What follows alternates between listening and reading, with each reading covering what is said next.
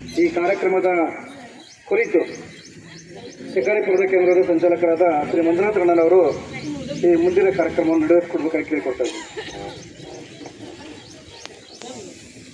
ಓಂ ನಮಃ ಶಿವಾಯ.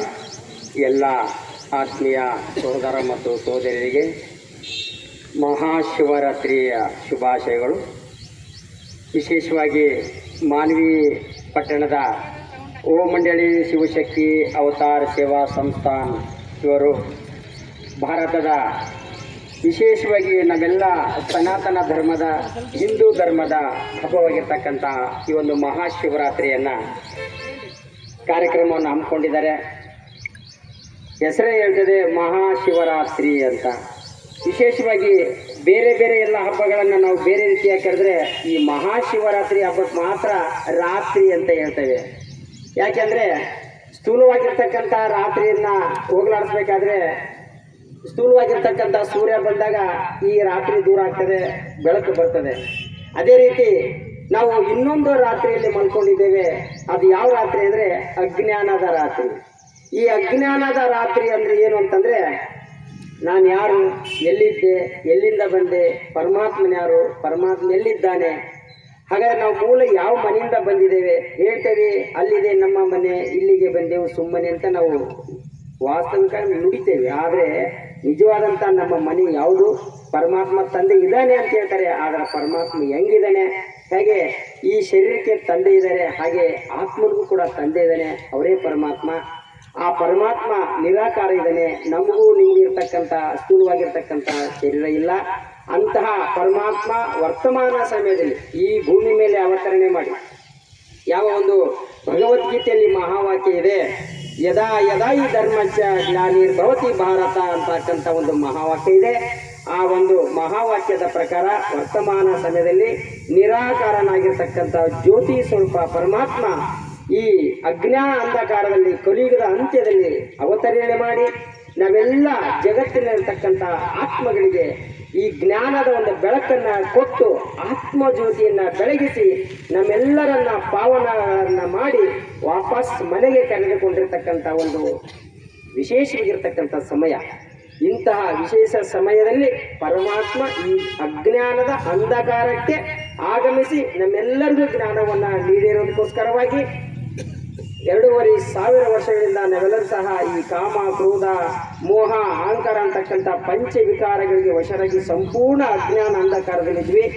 ಪರಮಾತ್ಮ ಅವತರಣೆ ಮಾಡಿ ಸತ್ಯ ಜ್ಞಾನವನ್ನು ನೀಡಿ ನಮ್ಮೆಲ್ಲರಿಗೂ ಕೂಡ ಅಂಧಕಾರವನ್ನು ದೂರ ಮಾಡ್ತಕ್ಕಂಥ ಒಂದು ಮಹಾನ್ ಸೇವೆಯನ್ನು ಮಾಡ್ತಾ ಇದ್ದಾನೆ.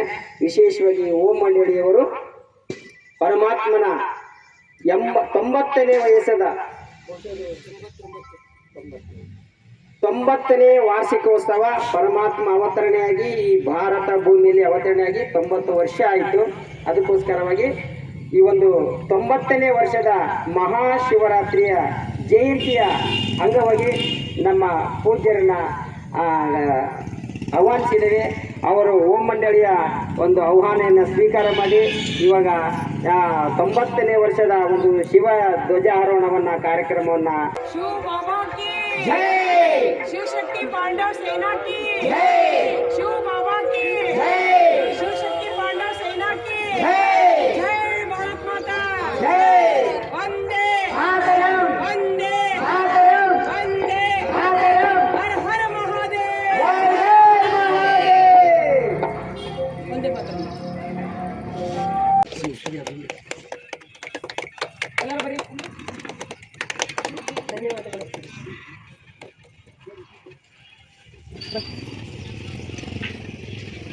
ರುದ್ರಪಣ್ಣ ದೊಡ್ಡ ಹಾರ ಇದೆ.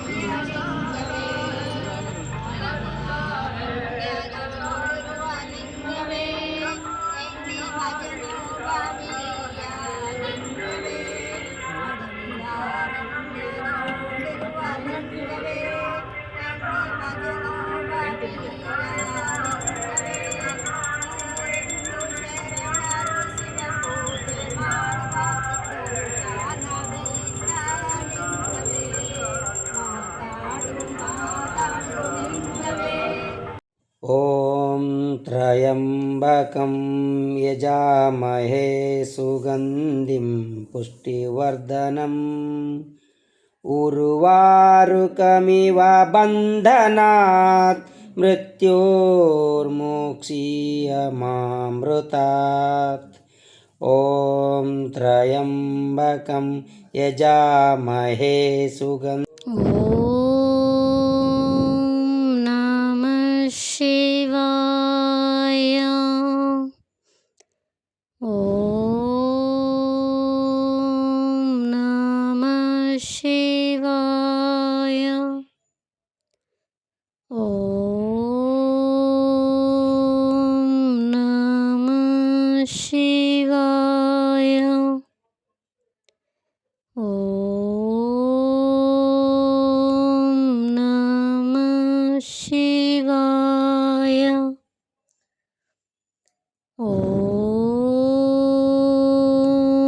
नमः शिवाय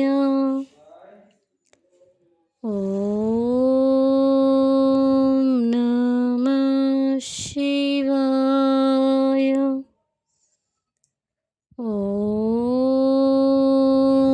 नमः शिवाय ॐ नमः शिवाय ॐ नमः शिवाय ॐ नमः शिवाय ॐ ಸುಖ ಶಾಂತಿ ನೆಮ್ಮದಿ ಸಿಗಬೇಕಾದ್ರೆ ಎಂಥ ಪವಿತ್ರವಾದ ಒಂದು ಸ್ಥಾನಕ್ಕೆ ಬಂದಾಗ ಮಾತ್ರ ಶಾಂತಿ ಇರುತ್ತೆ. ಆ ಒಂದು ಸದಾವಕಾಶವನ್ನು ನಮ್ಮ ಓಂ ಶಕ್ತಿ ಸಂಘದವರು ಈ ದಿವಸ ಮಾನವನಗರದಲ್ಲಿ ದ್ವಾದಶ ಜ್ಯೋತಿರ್ಲಿಂಗ 12 ಲಿಂಗಗಳ ದರ್ಶನ ನೋಡಿ. ನಮ್ಮ ಜೀವಮಾನದಲ್ಲಿ 12 ಲಿಂಗಗಳ ದರ್ಶನ ಮಾಡಿದ್ರೆ ನಮ್ಮ ಜನ್ಮ ಪಾವನ ಆಗುತ್ತಂತ ಒಂದು ನಂಬಿಕೆ. ಅದೇ ಪ್ರಕಾರವಾಗಿ ನಾವು ದೂರ ಹೋಗೋದು ಬೇಕಾಗಲ್ಲ.